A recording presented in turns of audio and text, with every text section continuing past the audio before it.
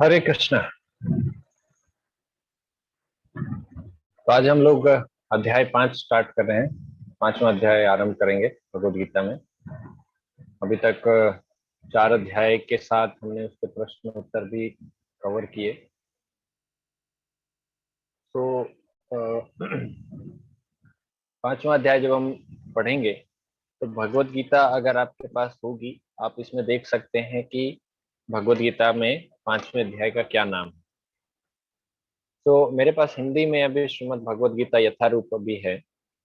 इसमें इसमें जब आप देखेंगे तो तीसरा अध्याय हमने कर्म योग के बारे में चर्चा किया और 5वें अध्याय का नाम फिर से कर्म योग आ रहा है। अध्याय 3 का नाम है कर्म योग और अध्याय 5 का नाम है कर्म योग कृष्ण भावना भावित कर्म। तो कैसे समझे, दोनों एक ही चीज के बारे में बार बार चर्चा हो रही है क्या? जबकि शंकराचार्य जी जो विभाजन करते हैं इन अध्यायों का, तो वो विशेष रूप से एक एक अध्याय का उन्होंने नाम दिया है। जैसे पहले अध्याय का नाम हम यहाँ पर पढ़ते हैं कुरुक्षेत्र के युद्ध स्थल में सैन्य निरीक्षण, पर शंकराचार्य जी ने उसका नाम दिया है अर्जुन विषाद योग। अर्थात अर्जुन वहां पर विषाद कर रहे हैं, शोक कर रहे हैं, संतप्त शोक संतप्त हैं और भगवान से यह तर्क कर रहे हैं कि मैं युद्ध नहीं करूंगा। इसके बाद दूसरा अध्याय जो है उसका नाम सांख्य योग दिया गया है। तीसरे अध्याय का नाम कर्मयोग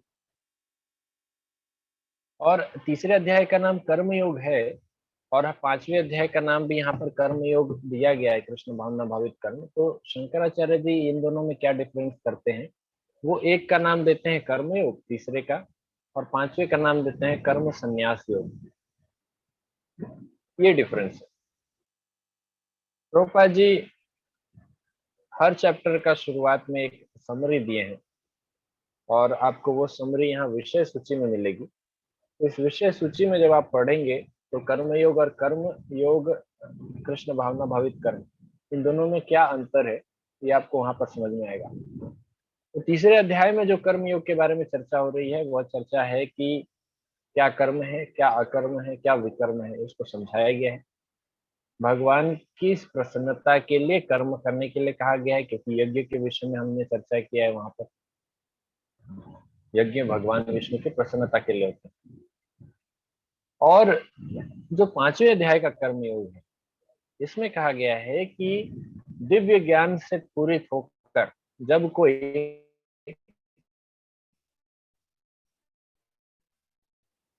बाह्य कर्म के फलों का संन्यास कर देता है, अर्थात कर्म के फलों का त्याग कर देता है, उसे कृष्ण भावना भावित कर्म कहते हैं। सो तीसरे और 5वें के बीच में एक अध्याय था, चौथा अध्याय, जो कि है दिव्य ज्ञान।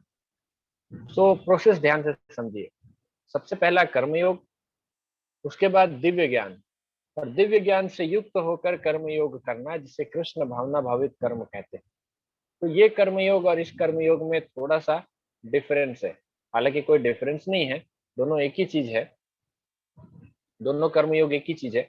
लेकिन अब यहाँ पर भगवान ने दिव्य ज्ञान के बारे में बता दिया है अपने विषय में। अब उसके साथ में हम उस कर्मयोग को कैसे करें? सो इन सेंस आप ऐसे देख सकते हैं कि ये जो कर्मयोग था ये एज ए थ्योरेटिकल अंडरस्टैंडिंग था फर्स्ट थर्ड चैप्टर का। और 5th चैप्टर के बारे में जो बात हो रही है, कृष्ण भावना भावित कर्म, इंग्लिश में कहें तो work in devotion, work in devotion. तो ये आप समझ सकते हैं अभी प्रैक्टिकल चीज है, क्योंकि अभी बीच में दिव्य ज्ञान के बारे में बताया गया। अब प्रैक्टिकली हम उस कर्मयोग को कैसे करें? शुरुआत भी ऐसा ही कुछ होगा इस अध्याय का। अर्जुन भी कंफ्यूज है, हम जैसे कंफ्यूज है कि बार बार क्यों चीजें हमें बता रहे हैं, कर्मयोग फिर कर्मयोग, तो ये क्या चल रहे हैं। हाँ, तो अर्जुन भी यहाँ पर प्रश्न पूछेंगे सबसे पहला श्लोक से। तो शुरुआत करते हैं आज का सेशन, भगवत गीता सेशन 26। आज हम 12 श्लोक लेंगे, कर्मयोग, एक्शन इन कृष्णा कॉन्शियसनेस। और आज का टॉपिक रहेगा इन 12 श्लोकों में गिविंग फ्रूट्स टू कृष्णा। भगवान कृष्ण को अपने फल, अर्थात हमारे पास कौन से फल हैं? कर्म फल, है ना। बाकी जो भी फल होते हैं आपके बगीचे में वो भी आप दे सकते हैं भगवान को, वो देना ही चाहिए।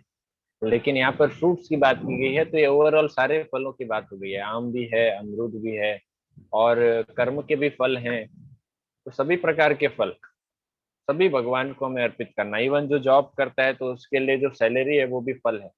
तो कोई भी कार्य उसका जो फल मिलता है वो भगवान को सौंपना, ये आज के अध्याय में, आज के सेशन में हम पढ़ेंगे।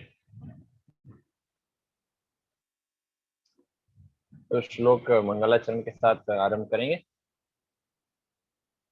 ओम अज्ञानतिमिरान्धस्य ज्ञानाञ्जनशलाकया चक्षुरुन्मिलितं येन तस्मै श्रीगुरवे नमः। श्रीचैतन्यमनोभीष्टं स्थापितं येन भूतले स्वयं रूपः कदा मह्यं ददाति स्वपदान्तिकम्।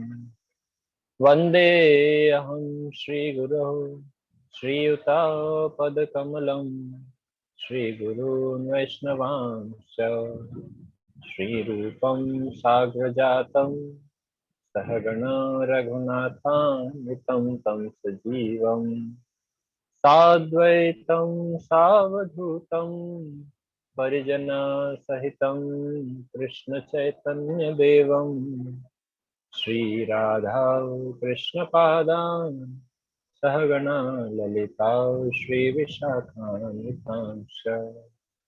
नमो विष्णुपादाय कृष्णपृष्ठाय भूतले श्रीमते भक्तिवेदांत स्वामिनिति नामिने। नमस्ते सारस्वते देवे गौरवाणी प्रचारिणे निर्विशेष शून्यवादी पाश्चात्य देशतारिणे। हे कृष्ण करुणा सिंधु दीनबंधु जगतपते गोपेश गोपिका कांत राधा कांत नमोस्तुते। तप्त कांचन गौरांगी राधे वृंदावनेश्वरी वृषभानुसुते देवी प्रणमामि हरिप्रिये। वाञ्छाकल्पतरुभ्यश्च कृपा सिन्धुभ्य एव च पतितानां पावनेभ्यो वैष्णवेभ्यो नमो नमः। जय श्री कृष्ण चैतन्य प्रभु नित्यानंद श्री अद्वैत गदाधर श्रीवासादि गौर भक्तवृंद। हरे कृष्णा कृष्णा कृष्णा हरे हरे, हरे राम राम राम हरे हरे। हरे Krishna. So based on the teachings of His Divine Grace, Bhaktivedanta Swami Prabhupada, founder Acharya of International Society for Krishna Consciousness, अंतरराष्ट्रीय कृष्ण भावनामृत संघ के संस्थापक आचार्य श्रील प्रभुपाद जी के द्वारा इस भगवद गीता में टिप्पणी की गई है, तात्पर्य दिया गया है। तो हम इस भगवद गीता को उनके बताए अनुसार हम पढ़ रहे हैं। तो पहला श्लोक, अर्जुन उवाच। जैसा कि मैंने कहा कि हमारी जो मनस्थिति है वो अर्जुन भगवान के समक्ष दर्शा रहे हैं। अब चूंकि हम तो भगवान के पास क्वेश्चन आंसर करने तो नहीं जा सकते, तो हमारे बिहाफ में अर्जुन प्रश्न पूछ रहे।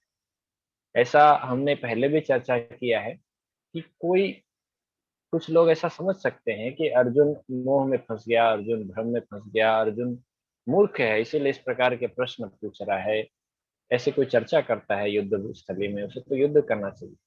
लेकिन अर्जुन हमारे मनोभावों को भगवान के समक्ष प्रस्तुत कर रहे हैं। जैसे जैसे हम भगवत गीता में आगे बढ़ रहे हैं वैसे वैसे हमारे जो भी विचार आ रहे हैं मन में, उन विचारों को हम देख सकते हैं कि वो अर्जुन भी ऐसे ही विचार रखते हैं और वो भगवान के सामने उन विचारों को तर्क संगत रूप से प्रस्तुत करते हैं।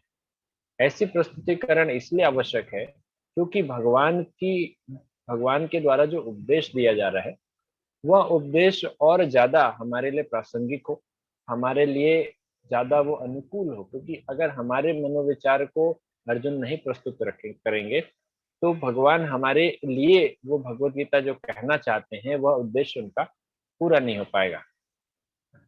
सो अर्जुन का तो हमें बहुत धन्यवाद करना चाहिए कि अपने ऊपर उन्होंने बीड़ा लिया। लोगों के अलग अलग प्रकार के कह सकते ताने भी सुनने पड़े होंगे कि कैसे मूर्ख हो तुम। पूरे 18 दिन के युद्ध में जब जब कुछ बात आती होगी तो लोग कहते होंगे पहले दिन तो बैठ के प्रवचन सुन रहे थे, अभी क्या हो गया? तो बहुत कुछ सुने भी होंगे अर्जुन, पता नहीं। पर समाज में आज भी तो हम देख सकते हैं कि कुछ लोग हंसी भी उड़ाते होंगे कि युद्ध स्थली में बैठकर यहाँ पर क्लास चल रहा है, देखिए। तो क्लास ही करना था तो पहले करके आना चाहिए था, यहाँ पे क्या जरूरत? पर अर्जुन हमारे लिए वो जिम्मेदारी लेकर भगवान से वो सारा प्रश्न पूछते हैं, अपने आप को ऐसा बताते हैं कि वो मोहित हैं, वो भ्रमित हैं, उनकी बुद्धि नष्ट हो चुकी है, या उनकी बुद्धि लुप्त हो चुकी है, अभी वो कुछ समझ नहीं आ रहा है और वो कंफ्यूज्ड है। So being confused it itself a big embarrassment for anyone। जब आप किसी को कहते हैं ना मैं कंफ्यूज हूँ, तो ये कहने के लिए बड़ा करेज चाहिए, क्योंकि लोग बोलेंगे कैसा इतना बड़ा हो गया अभी भी कंफ्यूज है। सपोज कोई 12th के बाद इंजीनियरिंग करना चाहता है या मेडिकल, वो कंफ्यूज, उसके सपोज आप बायो भी हैं और मैथ्स भी है, दोनों सब्जेक्ट उसने लेके रखा, और दोनों सब्जेक्ट लेने के कारण अब वो कंफ्यूज है, मुझे क्या करना चाहिए, मैं बायोलॉजी लूँ, मैं मैथ्स लूँ। सो ही इज कंफ्यूज। तो जब ऐसा व्यक्ति कोई कंफ्यूज होता है, या फिर कोई कॉलेज के बाद उसने इंजीनियरिंग कर ली, कॉलेज के बाद अब वो सोच रहा है कि मैं इंजीनियरिंग में आगे करूं या यूपीएससी की प्रिपरेशन करूं या बैंक का जॉब करूं या टीचिंग करूं, आई एम कंफ्यूज।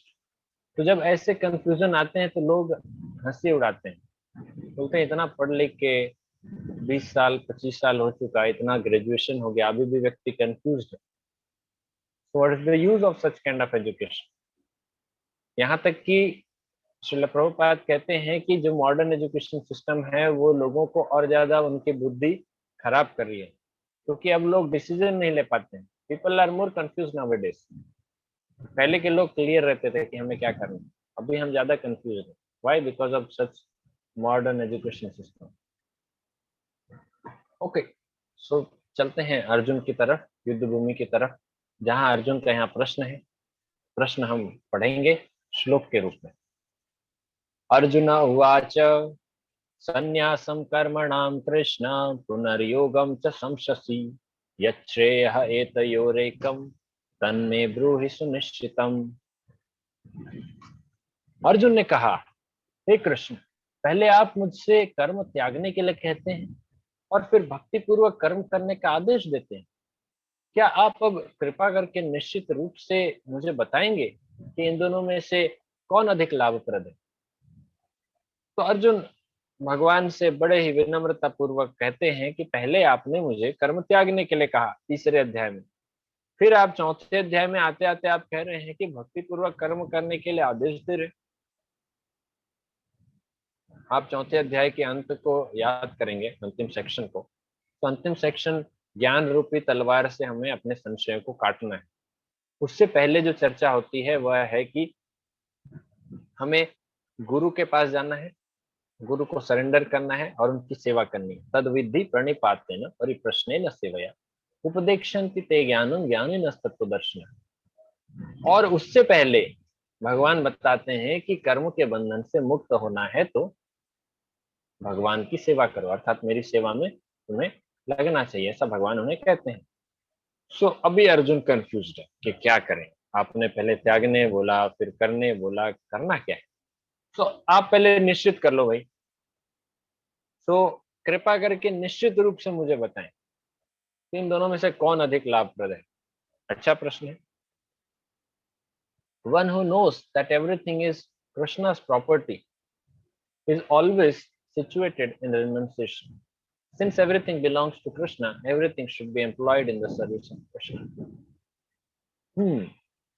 प्रश्न अच्छा था, परंतु तात्पर्य में श्रील प्रभुपाद जी एक बहुत महत्वपूर्ण सिद्धांत को उजागर कर रहे हैं, जो कि श्रील रूप गोस्वामी जी, जो कि ब्रह्म मध्य गौड़ीय संप्रदाय में श्री चैतन्य महाप्रभु के प्रोमिनेंट शिष्यों में से हैं, श्रील रूप गोस्वामी। और वो अपने ग्रंथ श्री भक्ति रसामृत सिंधु में कहते हैं कि हमें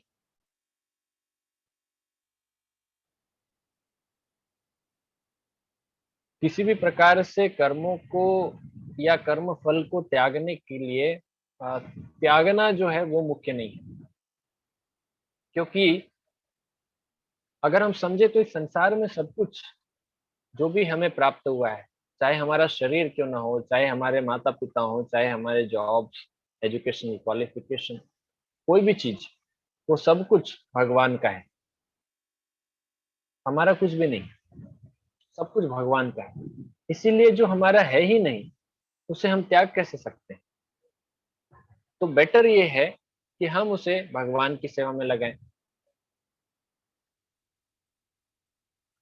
इसे युक्त वैराग्य कहते हैं। वैराग्य के तीन अलग अलग प्रकार के वैराग्य होते हैं। मुख्य रूप से हम अभी तीन प्रकार के वैराग्य के ऐसे ही चर्चा कर लेते हैं जो लोग वैराग्य के विषय में बात करते हैं। एक तो होता है कि अभी अभी हमने बात किया युक्त वैराग्य। युक्त वैराग्य अर्थात जो भी आपके पास है सब कुछ भगवान की सेवा में लगाए। जो भी आपको मिला हुआ है ये भगवान की कृपा से मिला है। छोड़ने में कोई फायदा नहीं है, क्योंकि छोड़ के भी क्या मतलब? ये संसार जब अब वो हमारा है ही नहीं तो हम उसे छोड़ेंगे क्या? तो भगवान की सेवा में लगाए। एक प्रकार का वैराग्य जिसे कहते हैं कि मरकट वैराग्य। मरकट वैराग्य अर्थात बंदर के समान वैराग्य। आप देखेंगे जो बंदर होता है वो कोई भी वस्त्र नहीं पहनता, उसके शरीर में एक भी वस्त्र नहीं है। वो सदैव फल मूल खाता है, और भी और किसी प्रकार का कोई भोजन नहीं करता। उसे फल चाहिए, फल खाएगा, कंद मूल खाएगा। और वो एक जगह पर नहीं रहता, कभी इस पेड़ पर, कभी दूसरे पेड़ पर, तीसरे पेड़ पर, जिस तरह से वो भ्रमण करता रहे, अर्थात उसका कोई घर नहीं होता फिक्स। इस तरह से देखें तो कुछ ऐसे लोग होते हैं जो बाहरी रूप से तो बड़े वैरागी दिखते हैं, वस्त्र नहीं पहनते, सदैव कंद मूल फल खाते हैं, कोई घर नहीं होता निश्चित फिक्स, तो ट्रेवलिंग करते रहते हैं, तो देखने में बड़े महात्मा लगेंगे, बड़े वैरागी लगेंगे। परंतु जैसे बंदर का स्वभाव होता है, बंदर का स्वभाव होता है कि वो, उसके मन में चंचलता बहुत है। तो उसके हर एक डाल पे, हर अलग अलग पेड़ पे एक एक गर्लफ्रेंड होगी, एक एक बंदरिया होगी जिसके साथ उसका अपना संबंध होगा, उसका परिवार है। उसी प्रकार से ऐसे लोग होते हैं। मैं सभी की बात नहीं कर रहा हूँ, लेकिन उन ढोंगी लोगों की बात कर रहा हूँ जो बाहरी रूप से बड़े वैरागी दिखते हैं, लेकिन अंदर ही अंदर उनके सारे भौतिक इच्छाएं चलती रहती हैं। तो ये एक प्रकार का वैराग्य है, मरकट वैराग्य। एक है फल्गु वैराग्य। ये भी कुछ इसी प्रकार का है। बिहार में एक नदी है जिसे फल्गु नदी कहते हैं। अब फल्गु नदी की एक विशेषता है, शास्त्रों में बताया गया है। आचार्य कहते हैं कि फल्गु नदी में ऊपर से आपको रेत दिखेगा, ऊपर से आपको रेत दिखेगा। जब आप उसको थोड़ा खोदेंगे, थोड़ा सा रेत, तो नीचे पानी बहता रहता है, अर्थात वो रेत ऊपर बस कवरिंग है। सिमिलरली कुछ ऐसे लोग होते हैं जो बाहरी रूप से बड़े शांत, बड़े शांत चित्त होंगे, धीर गंभीर होंगे, लेकिन थोड़ा सा खोदिए उन्हें, एक दो लेयर निकलेगा, फिर अंदर पता चलेगा कि यहाँ भी इच्छाओं की जो नदी है वो बह रही है। तो श्री रूप गोस्वामी कहते हैं कि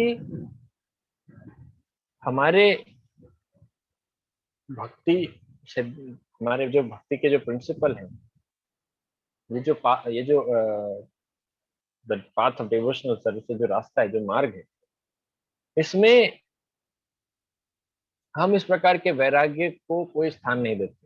इसीलिए युक्त वैराग्य का सिद्धांत है जो हमें भगवान से प्राप्त हुआ है, इसे हम भगवान की सेवा में लगाएं। तेरा तुझको अर्पण क्या लागे मेरा, इसे गाने में बहुत एक्सपर्ट होते हैं लोग, लेकिन देने के समय में कुछ नहीं। देने के समय में 1 रुपए हाथ से निकलेगा और बाकी पर्स पीछे। बस वो नाम के लिए हम गाते हैं कि तन मन धन सब कुछ तेरा। हाँ, सब कुछ तेरा है, तन भी है, मन भी है, धन भी है।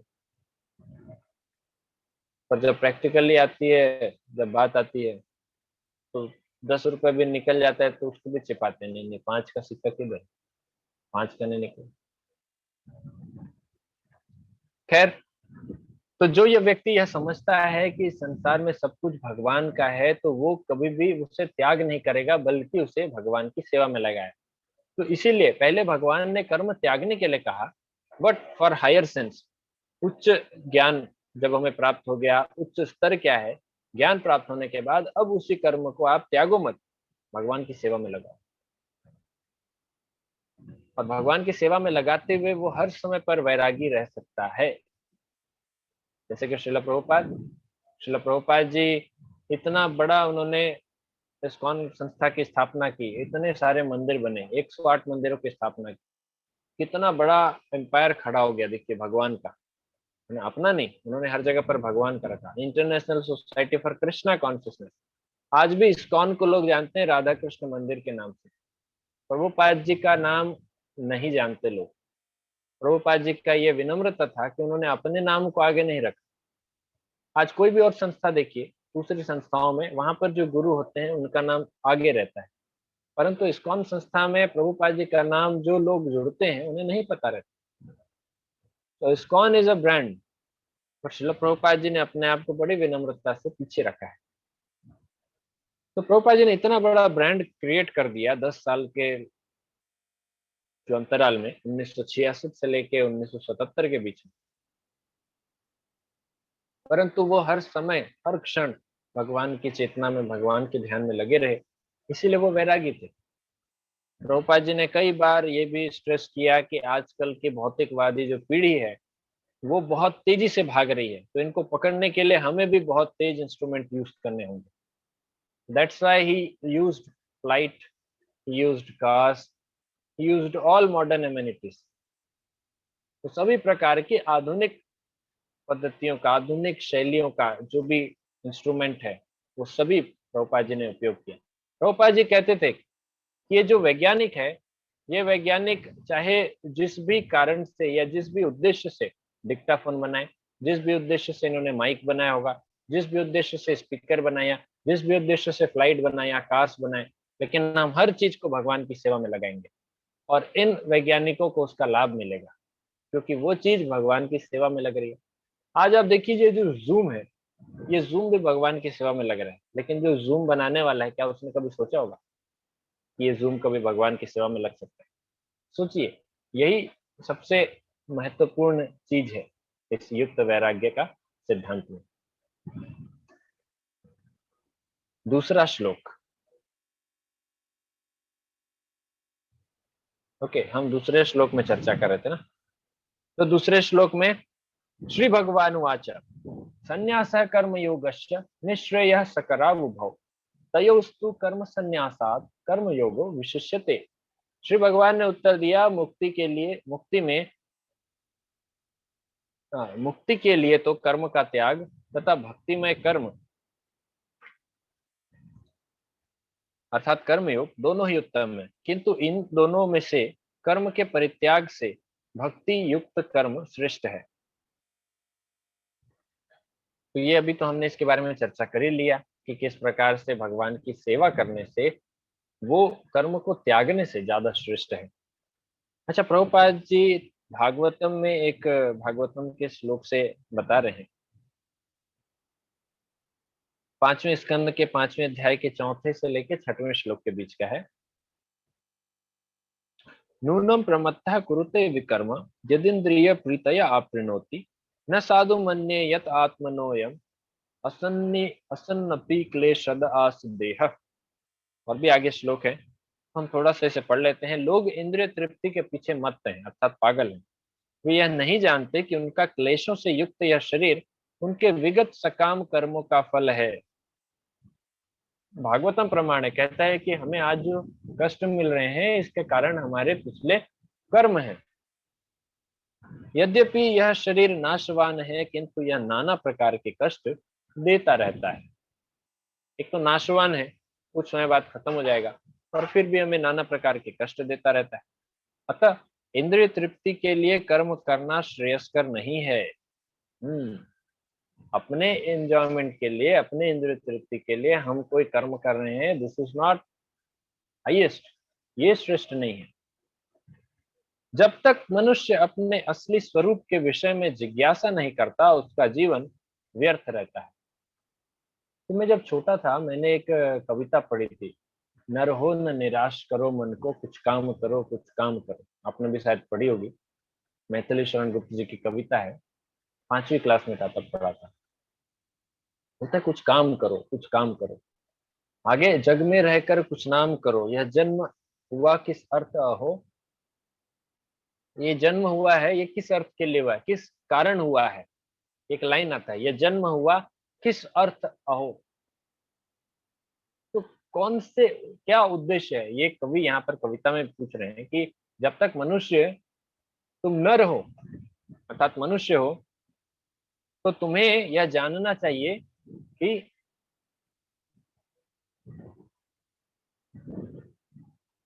तुम्हें यह जानना चाहिए कि तुम्हारा जन्म किस उद्देश्य से हुआ है। अगर यही नहीं जाने तो फिर हम नर किस काम के, फिर तो पशु में और हम में तो कोई भेद ही नहीं है। कुत्ता भी जीवन जीता है, खाता है, सोता है, अपनी रक्षा करता है, संबंध बनाता है, हम भी यही काम करते हैं, तो फिर हम दोनों में फर्क क्या हुआ। महाभारत भी कहते हैं, आहार निद्रा भय मैथुनम च सामान्य में तत् पशु भी नराणाम धर्मो हितेशाम अधिक विशेषो धर्मे नहीं ना पशु भी समान। अर्थात आहार निद्रा भय और मैथुन, ये चार चीज तो नर भी करते हैं, पशु भी करते हैं, पर फर्क क्या है। मनुष्य के पास एक शक्ति है, वह है जिज्ञासा करने की, वह है धर्म के मार्ग में प्रवृत्त होने की। जब तक इस धर्म के मार्ग में प्रवृत्त नहीं होगा, अच्छा धर्म क्या है, जो भगवान की वाणी है उनको पालन करना, यह धर्म कहलाता है। धर्मम तो साक्षात भगवत प्रणीतम।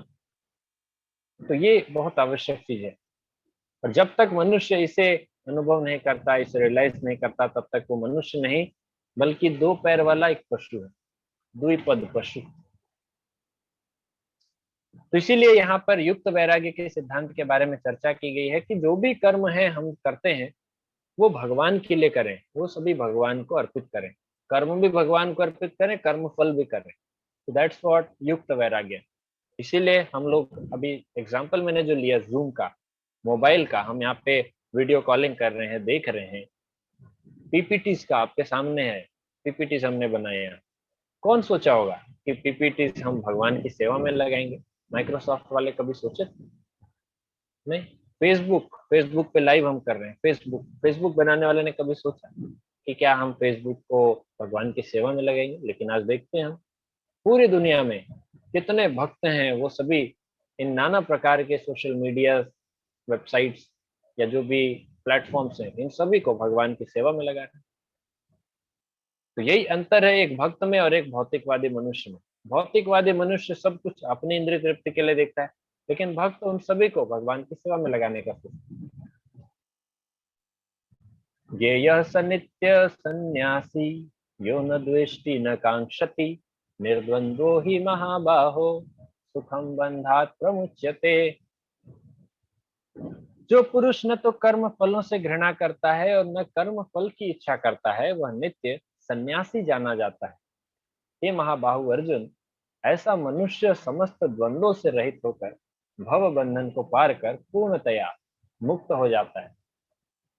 अर्थात भगवान यहाँ पर कह रहे हैं कि कर्म फल से घृणा भी नहीं करना और कर्म फल की इच्छा भी नहीं करना। ये कैसे संभव है कि आप दोनों मात्रा में, दोनों रूप में समभाव में रहें? ये तभी संभव है जब आप उसे यह समझें कि ये जो कर्म फल है ये मेरा नहीं, ये भगवान को अर्पित कर रहा हूँ। उदाहरण के तौर पर अगर आपको मैं एक सिंपल सा उदाहरण देता हूँ, तो मेरे पास ये एक एनवलप है, इस एनवलप में कुछ डॉक्यूमेंट्स हैं, इस एनवलप में कुछ डॉक्यूमेंट्स हैं, ओके। सो ये डॉक्यूमेंट्स प्रॉपर्टी के हैं, मान लीजिए, ऐसा मान लीजिए कि ये प्रॉपर्टी पेपर्स।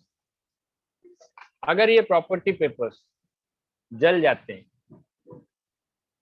तो आपको दुख होगा, हाँ या ना? अगर ये प्रॉपर्टी पेपर्स जल जाते हैं तो आपको दुख होगा? चैट बॉक्स में डालिए, देखता हूँ।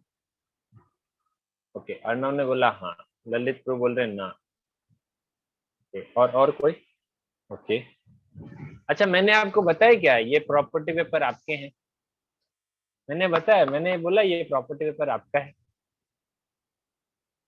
मैंने तो बोला ही नहीं ये प्रॉपर्टी पेपर आपका है, तो आपको क्यों दुख होगा? सही बात है। मैंने इतना ही कहा कि इस एनवलप में प्रॉपर्टी पेपर है, आपने अपने आप ही समझ लिया कि आपका ही होगा। तो ध्यान से समझिए कि अगर ये प्रॉपर्टी पेपर आपका है ही नहीं, तो आपको कभी इसके जलने में या इसको संभाल के रखने में या इसको लेमिनेशन कराओ, जैसा भी करने में आपको क्या बेनिफिट होगा? ना आप इससे खुश होंगे, ना आपको कुछ दुख होगा। अच्छा, किसी का भी होगा तब भी दुख होगा? वाह, अच्छी बात है। वैसे मैं तो एक सामान्य व्यक्ति की तरह सोच रहा हूँ, अगर आप किसी का भी होगा तो दुख होगा, अच्छी बात है। ऐसे समाज में, संसार में बहुत लोग मरते हैं, हम सभी के लिए इतना दुखी नहीं होते। एक सामान्य रूप में आप समझिए, न्यूज में कितने लोगों के मरने की खबर आती है, कितने लोग कोरोना से प्रभावित होते हैं। रोज रोज आप देखिए, कोरोना से कम 100 लोग की तो मृत्यु हो ही रही है आज भी। मुझे एग्जैक्ट डेटा नहीं पता, पर आज भी कितने लोगों की मृत्यु हो रही है, पर हम इनके लिए कभी शोक नहीं करते। पर हमारे घर में कोई व्यक्ति अगर चला जाता है तो 1 महीने बाद तक हमारे मन में शोक रहता है। कारण क्या है? कारण यही है, मैं एक सिंपल एग्जांपल के साथ आपको बता रहा था कि suppose this belongs to you, अगर ये आपको बिलोंग करता है और अगर इसको चोट पहुंचता है, नुकसान पहुंचता है, तो आपको दुख होगा। लेकिन अगर ये आपको बिलोंग नहीं करता, ये आपका है ही नहीं, तो इसके साथ चाहे कुछ भी हो जाए, property paper very important thing है ना, लेकिन आपका है ही नहीं, हमको क्या फर्क पड़ता है किसी का भी हो, राइट? ये भौतिक संसार का एक एग्जाम्पल लेके मैं आपको समझा रहा था। उसी प्रकार से जो पुरुष न तो कर्म फलों से घृणा करता है, न इच्छा करता है, ये कब संभव होगा? जब वो ये समझ ले कि ये कर्म फल मुझे नहीं, भगवान को प्राप्त हो। समझ रहे हैं? इस तरह से हम कर्म फलों से समान भाव से रह सकते हैं, न हमें दुख होगा, न सुख होगा। इसीलिए न पाप मिलेगा, न पुण्य मिलेगा वो कर्म करने से, जो कर्म हमारे लिए नहीं, भगवान के लिए होगा। क्या आपको समझ में आ रहा है ये सिद्धांत हम जिसके बारे में अभी चर्चा किए, कि कैसे हम कर्म फलों से न तो पाप मिलेगा न पुण्य, दोनों के बीच की अवस्था कैसे रहेगी? एक छोटा सा उदाहरण मैंने दिया। तो जब हम ना इससे अटैच होंगे न डिटैच होंगे, अर्थात न तो हम घृणा करेंगे न उससे आसक्ति रखेंगे, तो दोनों प्रकार की एक, है ना, ना हमें खुशी होगी ना दुख, बीच में। तो ये जो स्थिति है, इस इन दोनों प्रकार के द्वंद्वों से रहित होकर, हे महाबाहु अर्जुन, ऐसा मनुष्य समस्त द्वंद्वों से रहित होकर, द्वंद्व क्या है? दिन और रात द्वंद्व है, सुख दुख, लाभ हानि, जय पराजय, मान अपमान, ये सभी द्वंद्व हैं। पर इन द्वंद्वों से अगर आप रहित हो जाएंगे, मुक्त हो जाएंगे, तो भव बंधन को पार करना आसान हो जाता है और आप इमीडिएटली पूर्णतया मुक्त हो जाते हैं। आगे श्लोक में चलेंगे। So that's why chant Hare Krishna and make your life successful, क्योंकि भगवान का नाम भगवान के लिए हो रहा है। कहते हैं कि अगर आप भगवान के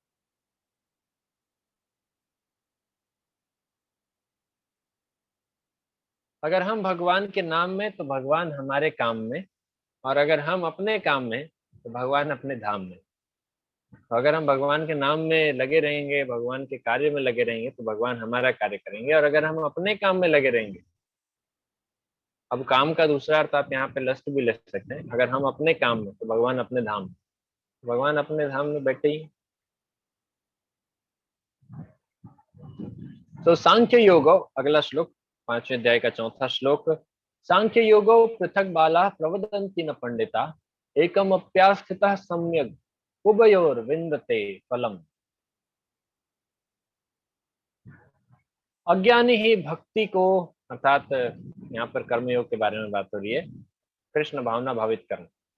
तो अज्ञानी ही भक्ति को भौतिक जगत के विश्लेषणात्मक अर्थात सांख्य से भिन्न कहते हैं। जो वस्तुतः ज्ञानी है, वे कहते हैं कि जो इनमें से किसी एक मार्ग का भली भांति अनुसरण करता है, वह दोनों के फल प्राप्त कर लेता है। दूसरे अध्याय में हमने सांख्य के बारे में आता है, और तीसरे अध्याय से लेकर अभी तक हम कर्मयोग के बारे में धीरे धीरे समझ रहे हैं। तो भगवान बताते हैं कि जो अज्ञानी होता है, मूर्ख होता है, वही सांख्य योग और कर्म योग को भिन्न बताता है। वस्तुतः दोनों एक ही है। तात्पर्य को आप अगर पढ़ेंगे तो प्रभुपाद जी बताते हैं सांख्य योग क्या है। सांख्य योग है आत्मा के बारे में जानना, अलग अलग भौतिक अवयवों के बारे में जानना, आध्यात्मिक तत्वों के बारे में जानना, और फिर इस जो संसार के, पहले तो आत्मा के बारे में समझना, उसके बाद इस भौतिक संसार के आत्मा के बारे में जानना। तो भौतिक संसार के आत्मा कौन है? तो भगवान विष्णु, जो कि इस भौतिक संसार में 3 रूप में आते हैं, जिसे पुरुष अवतार कहते हैं। तो भगवान कृष्ण 3 अवतार लेते हैं पुरुष अवतार में। एक है कारणोदक्षाय विष्णु, जो कि महाविष्णु है, जिनके रोम रोम से ब्रह्मांड निकलते हैं। दूसरे हैं, अब कारणोदक्षाय विष्णु से दूसरे एक एक्सपांशन होता है जो कि हर ब्रह्मांड में जाते हैं, वो है गर्भोदक्षाय विष्णु। हर ब्रह्मांड के गर्भोदक सागर में, ये टर्म्स थोड़े आपके लिए नए होंगे, पर मैं बता रहा हूँ, हर ब्रह्मांड में, जैसे मान लीजिए भगवान विष्णु के एक रोम से हजारों ब्रह्मांडों की उत्पत्ति हुई है। अब प्रत्येक ब्रह्मांड में भगवान विष्णु गर्भोदक्षाय विष्णु के रूप में अवतरित होते हैं। तो ये गर्भोदक्षाय विष्णु उस ब्रह्मांड की आत्मा है, और फिर उस ब्रह्मांड में अलग अलग लोक बनते हैं। ब्रह्मा जी का उदय होता है, शिव जी होते हैं, अलग अलग इतने सारे जीव रहते हैं वहां पे, और इन सभी जीवों के साथ भगवान परमात्मा रूप में आते हैं, जिसे तीसरा अवतार क्षीरोदक्षाय विष्णु कहते हैं। तो ये कारणोदक्षाय विष्णु, गर्भोदक्षाय विष्णु, क्षीरोदक्षाय विष्णु, ये तीनों पुरुष अवतार हैं भगवान कृष्ण के, भगवान विष्णु के, आप जो भी कह लें। सो सांख्य योग के द्वारा हमें इस ब्रह्मांड की आत्मा के बारे में पहुंचना है, उसके बारे में जानना है। कौन है वो? गर्भोदक्षाय विष्णु अर्थात कृष्ण, विष्णु। सो सांख्य योग के का जो उद्देश्य है वो है विष्णु को जानना, और जानने के बाद उनकी सेवा करना। इसीलिए कर्मयोग और सांख्य योग में कोई भेद नहीं है। उदाहरण के लिए प्रभुपाद जी ये बताते हैं कि सांख्य योग ऐसा है कि आप इसमें पेड़ की जड़ पता कर रहे हैं कि पेड़ की जड़ कहाँ है, किधर से आ रही है। तो एक बार आपको जड़ पता चल जाए पेड़ की, तो आप क्या करेंगे? पानी न डालेंगे या जड़ को काट डालेंगे? हम तो पॉजिटिव चीज देख रहे हैं, तो इसीलिए कुछ लोग काटने के बारे में सोच सकते हैं। पर हम अगर पेड़ के रूट को फाइंड करेंगे, एक पेड़ के जड़ को, तो वहां हम जड़ को ढूंढते ढूंढते फिर वहां हम पानी देंगे, इसीलिए हम जड़ को ढूंढ रहे हैं। और भक्ति योग क्या है? भक्ति योग ऐसा है कि आपको पेड़ का जड़ के बारे में पता है, अब आप उसे वहां पर खाद पानी प्रोवाइड कर रहे हैं। सो भक्ति योग और सांख्य योग दोनों में कोई भेद नहीं है, और इन दोनों में से किसी एक मार्ग का भी अगर भली भांति अनुसरण कर ले तो दोनों के फल को प्राप्त करेगा। तो इसीलिए वैसे भी भगवान तो भक्ति योग को श्रेष्ठ बता ही रहे हैं, पर साथ ही साथ कह रहे हैं कि सांख्य योग से कोई भेद नहीं है, कोई भिन्नता नहीं है। इसीलिए भक्ति करो, भगवान की सेवा करो।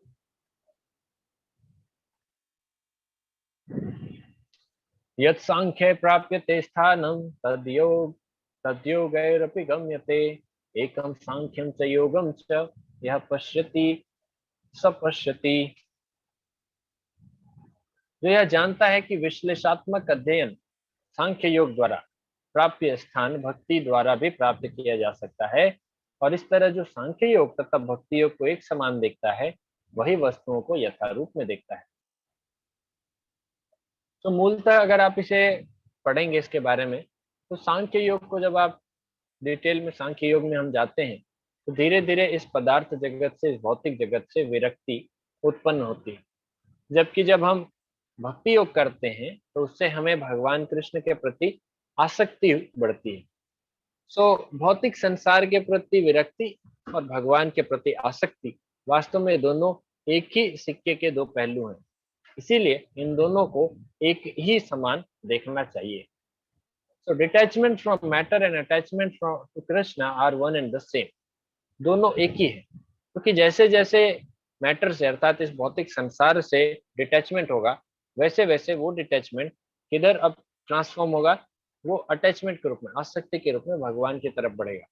या इसे दूसरे शब्दों में कहें कि जब तक भगवान के प्रति आसक्ति नहीं होगी, तब तक इस भौतिक संसार से अनासक्ति या विरक्ति नहीं उत्पन्न हो सकती। 6वां श्लोक, संन्यासस्तु महाबाहो दुःखमाप्तुम योगतः, योगयुक्तो मुनिर्ब्रह्म न चिरेणाधिगच्छति। भक्ति में लगे बिना केवल समस्त कर्मों का परित्याग करने से कोई सुखी नहीं बन सकता, परंतु भक्ति में लगा हुआ विचारवान व्यक्ति शीघ्र ही परमेश्वर को प्राप्त कर लेता है। अर्थात सिर्फ वैराग्य होना बिना भक्ति के, इससे कोई सुखी नहीं हो सकता। और वैसे भी भागवतम में इसका वर्णन किया गया है कि भक्ति देवी के दो पुत्र हैं, एक का नाम है ज्ञान, दूसरे का नाम है वैराग्य। तो जब तक भक्ति नहीं होगी तब तक वैराग्य का तो कोई प्रश्न ही नहीं उठता। अर्थात संसार के जो भी यहाँ कर्म कर रहे हैं, इनको सिर्फ परित्याग करना ये वैराग्य नहीं कहलाता, बल्कि इसे तो अर्जुन जिस प्रकार से युद्ध भूमि में युद्ध नहीं करूंगा, कर्म का त्याग कर रहा था, ये भगवान इसके बारे में कह रहे हैं कि केवल समस्त कर्मों का त्याग करने से कोई सुखी नहीं बन सकता। अर्जुन यह सोच रहा था कि अगर मैं युद्ध करूंगा तो सभी मर जाएंगे, फिर मैं सुख सुख किसके साथ बांटूंगा, राज्य भोगने का सुख किसके साथ बांटूंगा। लेकिन भगवान कहते हैं कि सिर्फ कर्म त्यागने से कोई सुखी नहीं बन सकता, भक्ति करना चाहिए। और भक्ति क्या है, जो भगवान कहते हैं वो करना चाहिए। तो भगवान ने पहले ही कहा है युद्ध करो अर्जुन। परंतु भक्ति में लगा हुआ विचारवान व्यक्ति शीघ्र ही परमेश्वर को प्राप्त कर लेता है। यस, तो भक्ति में जब हम लगते हैं, वो व्यक्ति विचारवान है और वो परमेश्वर को शीघ्र प्राप्त करता है, क्योंकि वो भगवान को प्रसन्न करने के लिए अपना पूरा जीवन उसने न्यौछावर कर दिया। अगला श्लोक, योग युक्तो विशुद्धात्मा विजितात्मा जितेन्द्रियः सर्वभूतात्म भूतात्मा कुर्वन्नपि न लिप्यते।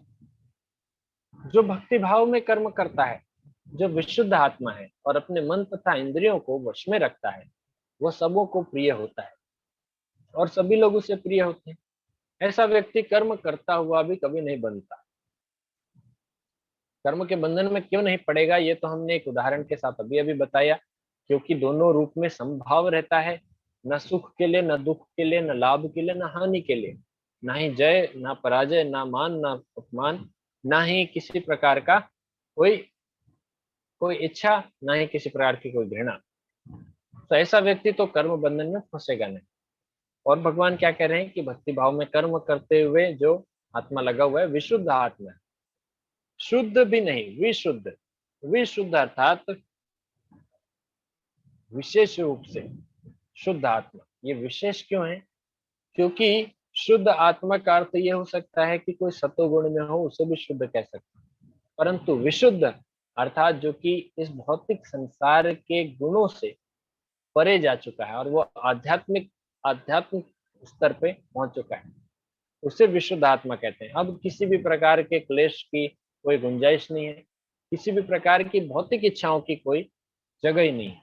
तो इसीलिए वो सभी को प्रिय होता है, क्योंकि वो कभी भी किसी के लाभ या हानि के विषय में नहीं सोचता, वो सभी को प्रिय होता है, सभी लोग उससे प्रेम करते हैं और वो भी सभी को प्रेम करता है। ये बहुत बड़ा श्लोक है। अच्छा, इस श्लोक में आपको एक छोटा सा टास्क है, यहाँ पर आप देख सकते हैं, ये जो 8वां और 9वां श्लोक है, इसमें से बीच के 2 लाइन है। ये जो 2 लाइन है, ये वास्तव में एक एक शब्द है। अर्थात ये 8वां श्लोक का ये दूसरा लाइन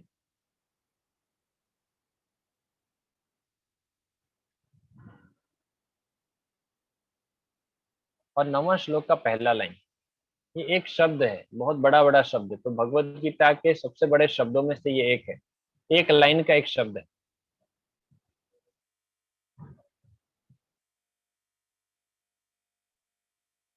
तो इसे कैसे पढ़ेंगे, यहाँ इंग्लिश में इसका बताया गया है कैसे पढ़ सकते हैं। तो जिनको भी संस्कृत में रुचि है, तो आप थोड़ा ये देख सकते हैं कि इतने बड़े बड़े शब्द भी हैं, जहाँ पर कई सारे छोटे छोटे शब्दों को मिलाकर एक बड़ा शब्द बनाए गए। इसे पढ़ेंगे, बड़ा इंटरेस्टिंग है, अच्छा लगता है। सो आपके लिए भी टंग ट्विस्टर भी कह सकते हैं, जो लोग इंग्लिश में हिंदी में करते हैं, बट ये संस्कृत का है, भगवत गीता है, भगवान ने ऐसा उपयोग किया है। नैव किंचित करोमीति युक्तो मन्येत तत्त्ववित् पश्यन् शृण्वन् स्पृशन् जिघ्रन् श्वसन् गच्छन् स्वपन् श्वसन्।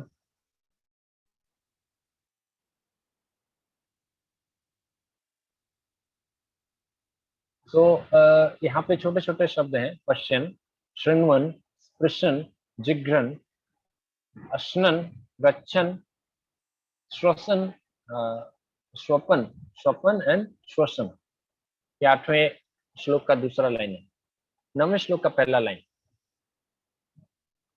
प्रलपन विसृजन गृह्णन उन्मिषन निमिषन् अपि इंद्रियाणीन्द्रियार्थेषु वर्तन्त इति धारयन्। यहाँ पर भी अलग अलग शब्द हैं, प्रलपन, विसृजन, गृह्णन, उन्मिषन, निमिषन् अपि। ये इतना अलग अलग शब्दों का, तो आपको ये प्रयास करना चाहिए, जिनको भी संस्कृत में श्लोक बोलने का है, तो ये ऐसे श्लोकों को अगर हम पढ़ पाएंगे इजीली तो बहुत आसान हो जाता है संस्कृत के श्लोकों का उच्चारण करना। अनुवाद पढ़ेंगे। दिव्य भावनामृत युक्त पुरुष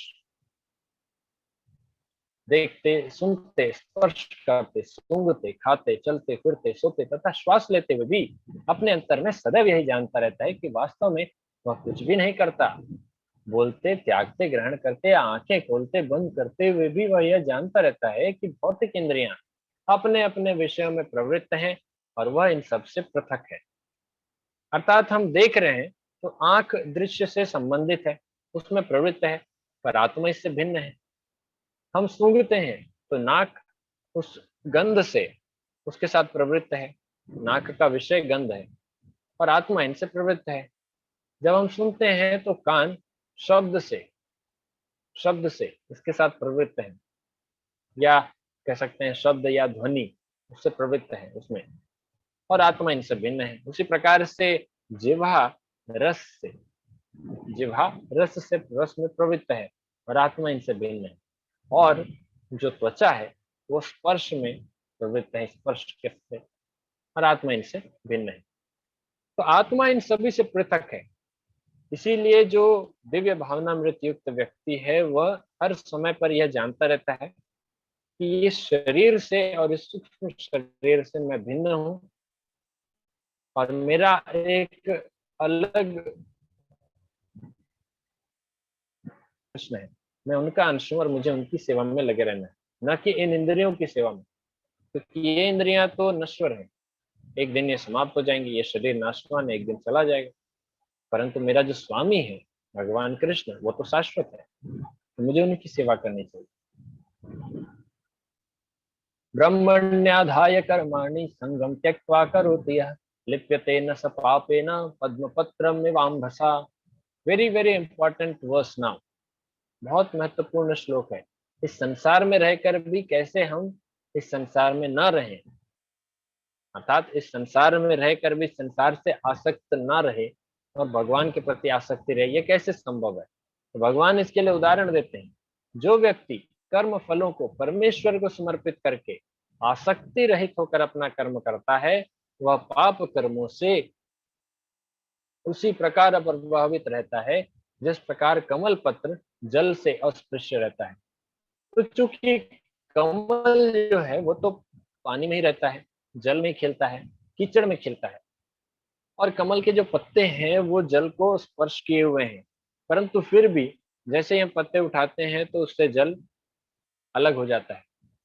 वो जल कभी भी उस पत्ते को स्पर्श नहीं कर पाता, उसके ऊपर आप साइंटिफिक लैंग्वेज में जो भी कह लें, मोम की लेयर होती है। उसी प्रकार से हमारे ऊपर अगर भक्ति का लेयर लगा हुआ है, भक्ति की वो जो परत है, तो उसके द्वारा हम आसक्ति रहित होकर अपना कर्म करेंगे इस संसार, और सभी कर्म फलों को भगवान को समर्पित करके पाप कर्मों से अप्रभावित रहेंगे। न सिर्फ पाप बल्कि पुण्य कर्मों से भी, परंतु यहाँ पर पाप कर्म बताए गए हैं, तात्पर्य दोनों है, पुण्य भी है, क्योंकि जब तक पुण्य कर्म भी लगे रहेंगे तब तक हम इस संसार में बार बार आते रहेंगे। कायेन मनसा बुद्ध्या केवलैरिन्द्रियैरपि योगिनः कर्म कुर्वन्ति संगम त्यक्त्वात्मशुद्धये। योगी जन आसक्ति रहित होकर शरीर, मन, बुद्धि तथा इंद्रियों के द्वारा भी केवल शुद्धि के लिए कर्म करते हैं। तो जितने योगी जन हैं जो सदैव परमात्मा को हृदय में धारण किए होते हैं, परमात्मा को पाने का प्रयास करते रहते हैं, वो भी आसक्ति रहित होकर शरीर, मन, बुद्धि और इंद्रियों के द्वारा आसक्ति रहित हो जाते हैं, फिर भी इनके द्वारा केवल शुद्धि के लिए कर्म करते हैं। किसकी शुद्धि? शरीर की शुद्धि, मन की शुद्धि, बुद्धि की शुद्धि, इंद्रियों की शुद्धि। जो भी चीज भगवान की सेवा में लगे वो शुद्ध हो जाता है, चाहे वो धन हो, चाहे तन हो, चाहे मन हो। एक कवि ने कहा है कि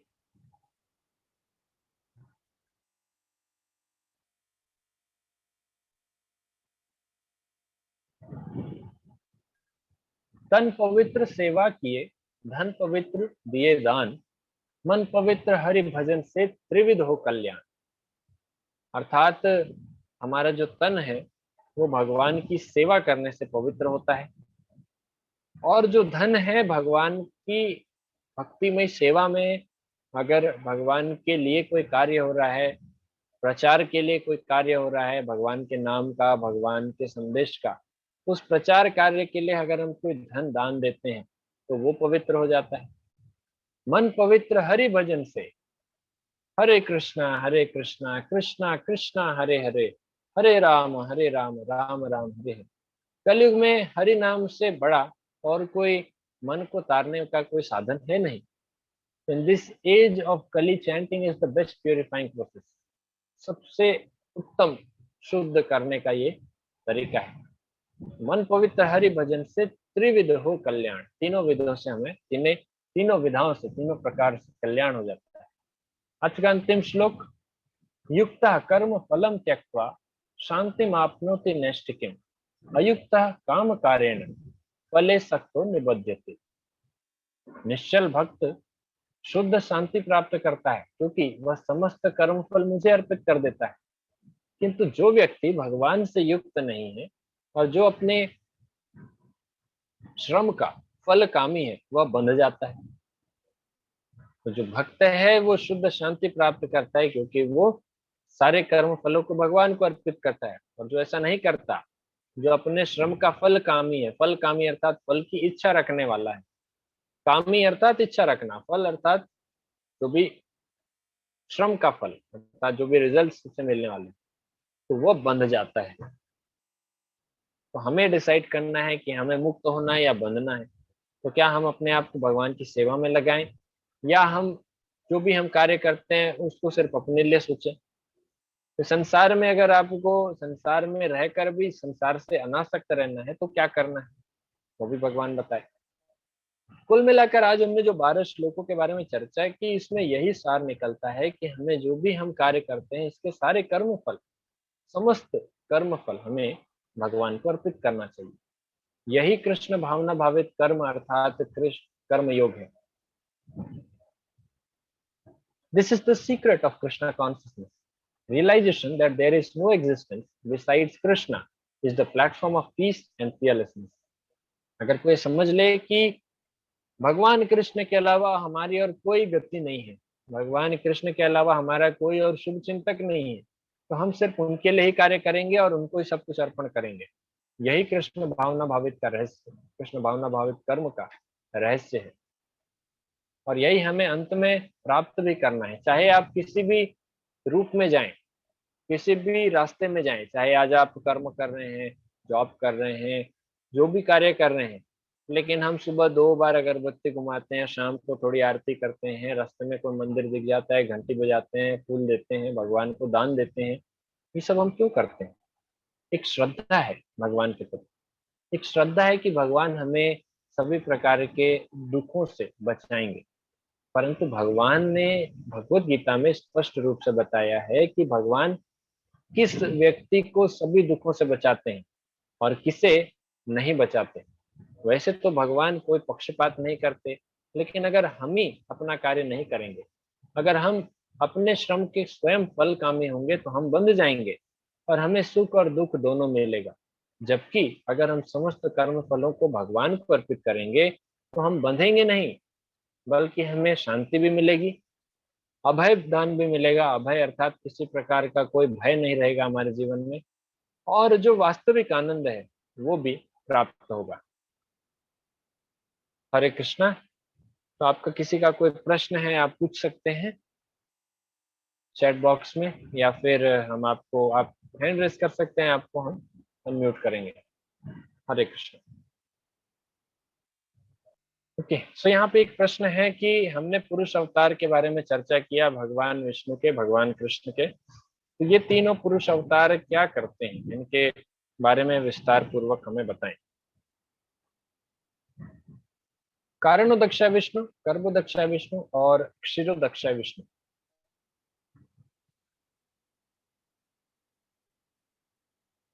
इसे में आप इसको आपको ध्यान से समझना पड़ेगा, क्योंकि हिंदी के अनुसार हम जब संधि विच्छेद करते हैं उस रूप में आप समझिए।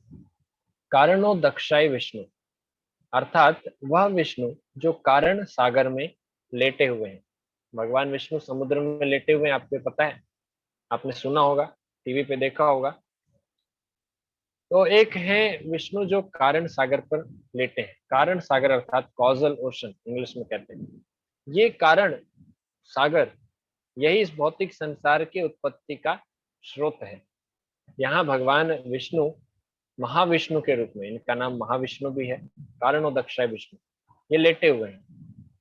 और इनके रोम रोम से जब भी भगवान सांस लेते हैं, या समझ लीजिए आप पानी में हैं, आप पानी में अगर आप जब सांस छोड़ते हैं तो मुंह से बुलबुले निकलते हैं, करेक्ट। उसी प्रकार से भगवान विष्णु जब लेटे हुए कारण सागर में, और जब आप वो सांस छोड़ते हैं तो न सिर्फ नाक से बल्कि शरीर में जितने भी छिद्र हैं, इन सभी छिद्रों से बुलबुले निकलते हैं। और ये एक एक बुलबुले ब्रह्मांड बनते हैं। भगवान के सामने बुलबुले कितने ही बड़े होंगे, छोटे से, और वो वास्तव में एक ब्रह्मांड है। उस ब्रह्मांड की उत्पत्ति महाविष्णु से होती है। पहला पहला अवतार। दूसरा अवतार जो है गर्भोदक्षाय विष्णु।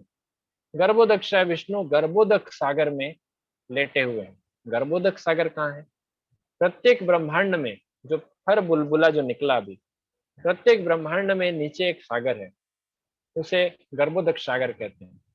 इस गर्भोदक सागर में गर्भोदक्षाय विष्णु लेटे हुए हैं, और इसी गर्भोदक्षाय विष्णु के नाभि से ब्रह्मा जी की उत्पत्ति होती है। उसी के बाद फिर ब्रह्मा जी इस ब्रह्मांड में अनेक अनेक अलग अलग लोकों का निर्माण करते हैं, जैसे कि 14 लोक है मुख्य रूप से।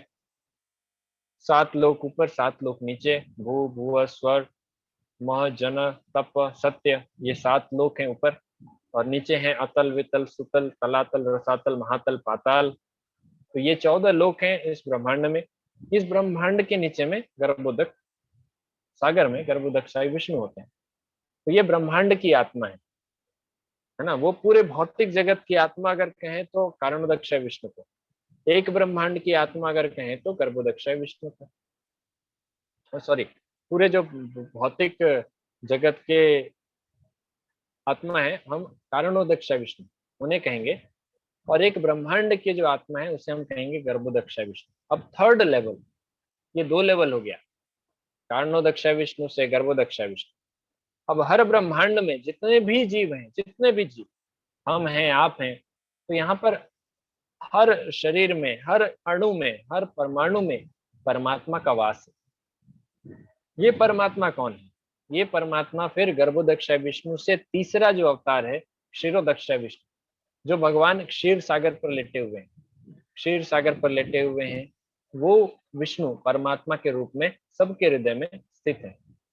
जब देवताओं को कोई भी समस्या आती है, कोई प्रॉब्लम आता है, तो वो इन्हीं क्षीरोदक्षाय विष्णु के पास जाते हैं। वो कभी भी गर्भोदक्षाय विष्णु या कारणोदक्षाय विष्णु को उन्होंने आज तक कभी देखा ही नहीं। वो क्षीर सागर के पास जाते हैं, वहां पे पुरुष सूक्त के द्वारा भगवान को प्रार्थना करते हैं। भगवान वहां प्रकट होते हैं क्षीरोदक्षाय विष्णु, और उन्हें आशीर्वाद देते हैं। तो ये 3 अलग अलग प्रकार के विष्णु हैं। ओके, ऋषभ का प्रश्न है, भगवान हमेशा पुरुष के रूप में अवतार क्यों लेते हैं? कौन ने, किसने कहा? आपने मोहिनी अवतार के बारे में सुना? जब समुद्र मंथन हो रहा था तो भगवान ने मोहिनी अवतार भी धारण किया। तब भगवान एक स्त्री रूप में आए, असुरों को उन्होंने असुरों को मोहित किया, और उसके बाद फिर अमृत वहां से छीन कर ले गए। तो भगवान ऐसा भी अवतार लेते हैं, मोहिनी अवतार लेते हैं। परंतु इसमें पुरुष और स्त्री शरीर की बात ही नहीं है। भगवान तो परमात्मा है, और आत्मा भी अगर कोई है, जैसे आप हैं, मैं हूं, तो आत्मा का कोई लिंग नहीं होता कि ये पुल्लिंग है, पुल्लिंग है या स्त्रीलिंग है। आत्मा किसी विशेष कोई लिंग से, कोई जाति से, कोई धर्म से, कोई देश काल पात्र से प्रभावित नहीं होती। आत्मा परमात्मा का अंश है, और वहां पर किसी प्रकार का स्त्री पुरुष का कोई भेद नहीं है। हाँ, शरीर वहां भी एक दिव्य शरीर में ऐसा दिया जाता है कि वहां भी जैसे एक, जैसे माताएं हैं, लक्ष्मी देवी हैं, सरस्वती देवी हैं, तो ये वहां भी आप देख सकते हैं कि स्त्री रूप है, परंतु ये उस रूप में डिफरेंस नहीं हो रहा है आत्मा में। ये एक आध्यात्मिक शरीर दिया गया उन्हें भगवान की सेवा के लिए, तो उतना ही डिफरेंस। निखिल, जॉब करते करते भगवान की सेवा कैसे करें? जब हम जॉब करते हैं, कोई भी जॉब आप कर रहे हैं, उस समय पर कई बार आपके जीवन में ऐसी चीजें आती हैं, ऐसी घटनाएं आती हैं जब आपको लोग पूछते हैं कि आपने ये कार्य कैसे किया, या इसके पीछे कौन, कि कौन, मतलब आपको प्रेरणा कहाँ से मिली, आप इसका श्रेय किसे देना चाहेंगे। तो जब भी कोई भी चीज आती है हमारे जीवन में, कोई भी कार्य कर रहे हैं, जॉब ही नहीं, अगर हम स्टडी कर रहे हैं, पढ़ाई कर रहे हैं, हमारे जीवन में जो भी कुछ अच्छा चीज होता है, तो हमें उसका श्रेय भगवान को देना चाहिए। अगर हम उसका श्रेय भगवान को देते हैं, तो समझना चाहिए कि यही हम भगवान की सेवा में हम अपने आप को लगा रहे हैं।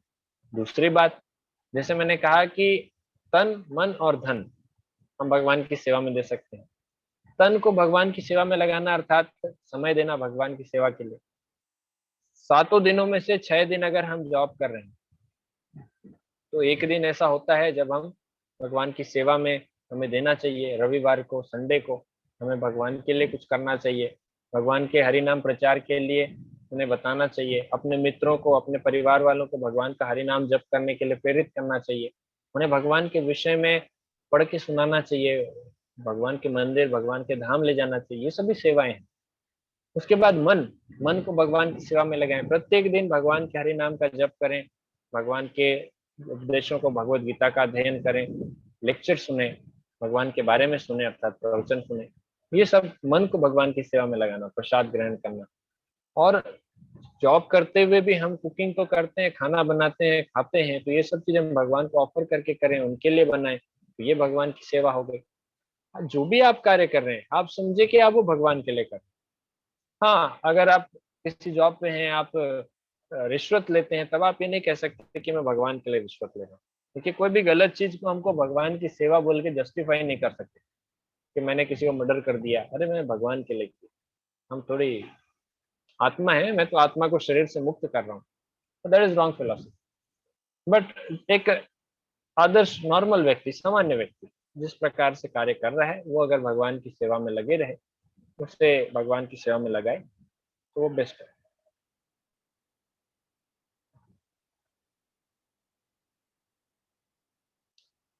ओके।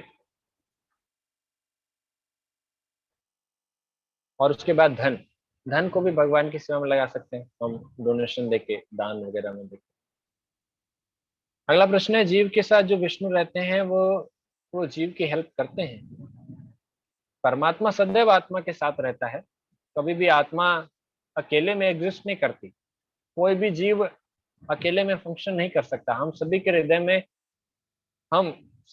में, वहां पर जहां पर जीव का स्थान है, आत्मा का वास है, उसके बगल में परमात्मा भी बैठे हुए हैं। क्योंकि बिना परमात्मा के इच्छा शक्ति के, उनकी अनुमति के हम कोई भी कार्य नहीं कर सकते। सो उनका सैंक्शन जरूरी है, उनके परमिशन आवश्यक। तो इसी प्रकार से वो तो हेल्प करते ही हैं। 13वें अध्याय के 21वें श्लोक में भगवान कहते हैं कि उपद्रष्टा च अनुमंता च हर्ता भोक्ता महेश्वरा परमात्मेति चाप्युक्तो देहेस्मिन पुरुषा पर। उसमें भगवान कहते हैं कि मैं उपद्रष्टा भी हूँ, अर्थात मैं देखता हूँ, ओवरसियर हूँ कि तुम क्या कर रहे हो। उपद्रष्टा, अनुमंता, मैं फिर अनुमति भी देता हूँ। भर्ता भोक्ता च महेश्वरा, मैं भर्ता, मैं इंजॉयर भी हूँ, है ना। भर्ता भोक्ता च महेश्वरा, मैं ये तीनों काम करता हूँ। I am the overseer, I am the enjoyer, and I am the permission giver. मैं, आप कुछ करना चाहते हो, मैं परमिशन भी देता हूँ। ये सब चीज भगवान करते हैं। तो इस प्रकार से भगवान हेल्प करते हैं। आप कुछ करना चाहें, भगवान क्यों हेल्प नहीं करेंगे? जो चोरी करना चाहता है भगवान उसको भी अनुमति देते हैं, ठीक है कर ले, भुगतना तुमको ही है। जो भगवान की सेवा करना चाहते हैं भगवान उसको भी अनुमति देते हैं, करो, अच्छी बात। अगला प्रश्न है, परमात्मा आत्मा के साथ चतुर्भुज रूप में रहते हैं या द्विभुज के रूप में? वाह, अच्छा प्रश्न है।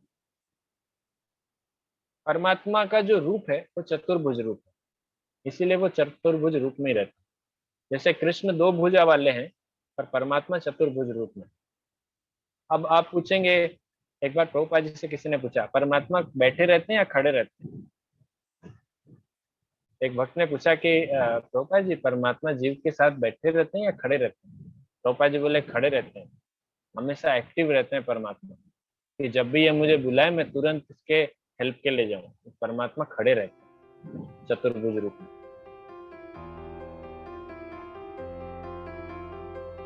Okay, Hare Krishna. So will and up here. और कुछ प्रश्न होंगे तो अगली बार देखेंगे। हरे कृष्णा। श्रील प्रभुपाद की जय।